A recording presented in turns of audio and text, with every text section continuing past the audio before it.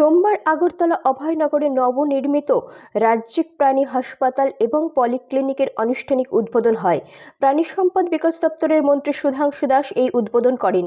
সঙ্গে উপস্থিত ছিলেন আগরতলা পুর নিগমের মেয়র দীপক মজুমদার, পশ্চিম ত্রিপুরা জেলা পরিষদের ভারপ্রাপ্ত সভাধিপতি হরি দুলাল আচার্য সহ অন্যান্যরা। এই দিন প্রথমে প্রদীপ প্রজ্বলন করে অনুষ্ঠানের উদ্বোধন করেন মন্ত্রী সুধাংশু দাস।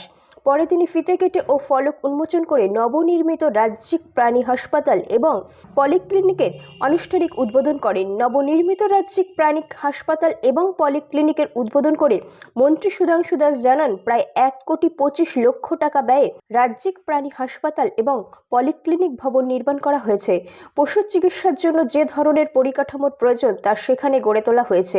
তিনি আশা ব্যক্ত করেন, পরিকাঠামো গড়ে তোলার ফলে পশু চিকিৎসক থেকে শুরু করে দপ্তরের অফিসারদের কাজ করতে সুবিধা হবে। এই নবনির্মিত বিল্ডিংয়ের আমরা আজ উদ্বোধন করব, যেখান থেকে এআরডিডি রিলেটেড অর্থাৎ ডিপার্টমেন্টের বিশেষ করে চিকিৎসা ক্ষেত্রে যে সমস্ত সুবিধা বা ইনফ্রাস্ট্রাকচার দরকার সেটা এখানে গড়ে তোলা হয়েছে।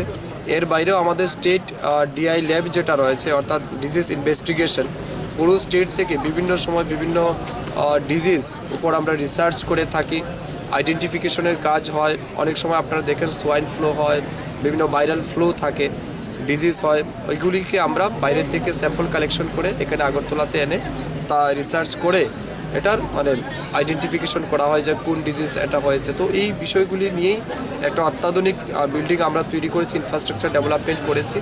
আমি বিশ্বাস করি এই ইনফ্রাস্ট্রাকচার ডেভেলপমেন্টের ফলে আমাদের দপ্তরের যারা ডাক্তারবাবুরা আছেন, দপ্তরের যারা কাজ করছেন, অফিসিয়ালরা আছেন, তাদের অনেক বেশি সুবিধা হবে এবং প্রয়োজনীয় ইকুইপমেন্ট যেগুলি দরকার এগুলিও তারা এখান থেকে পেয়ে যাবেন। তো আলটিমেটলি এটা আমাদের রাজ্যের জন্য এবং ডিপার্টমেন্টের জন্য ডেভেলপমেন্টের আরেকটা মাইলস্টোন এখানে যুক্ত হচ্ছে।